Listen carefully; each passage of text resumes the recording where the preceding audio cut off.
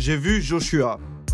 Il y a bien des films qui m'ont retourné, qui m'ont rempli de sentiments multiples et forts. On est les enfants oubliés de l'histoire, mes amis. Et il y a un genre bien particulier qui décuple mon empathie, c'est les documentaires. Eh, vous barrez pas! Laissez-moi juste expliquer. Je parle pas de documentaires que tu peux voir à la télé, produits en masse, sur tout et n'importe quoi. Tu mates quoi? Royaume des bêtes. Passant de la fabrication des superstructures nazies à la chasse à la galinette cendrée dans le sud-ouest. C'est bon!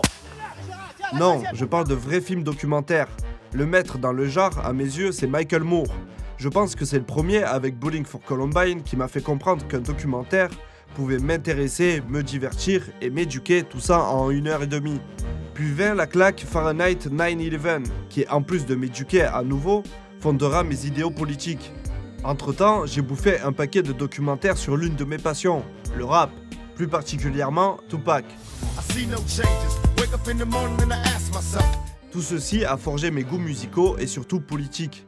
Bref, tout ça pour dire que depuis, j'en regarde des tonnes sur des tas de sujets différents, plus ou moins bons, mais toujours éducatifs, et c'est le minimum que je demande.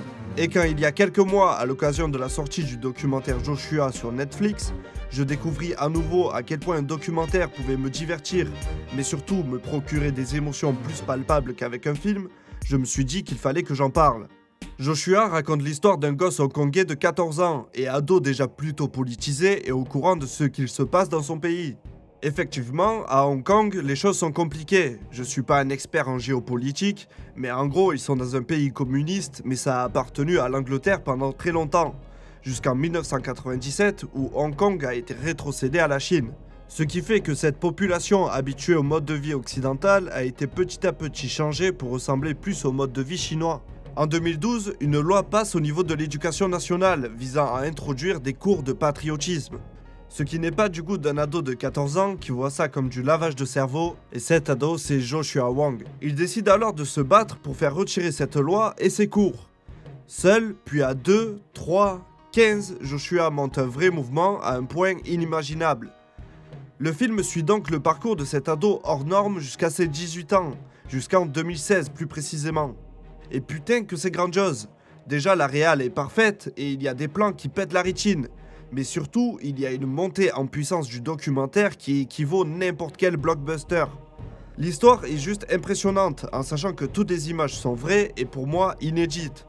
La désobéissance civile dont fait preuve Joshua Wong est exemplaire. Il se lève tel un héros face à des forces bien plus fortes que lui et arrive tout de même à lever une armée à la seule force de sa voix et de ses paroles.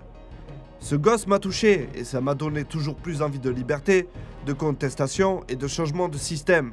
À l'occasion du 50e anniversaire de mai 68 et les tensions actuelles, que ce soit à la ZAD de Notre-Dame-des-Landes, Tolbiac, etc., il était à mes yeux important de relayer le travail de Joe Piscatella, réalisateur de ce documentaire fantastique et puissant à un plus grand nombre.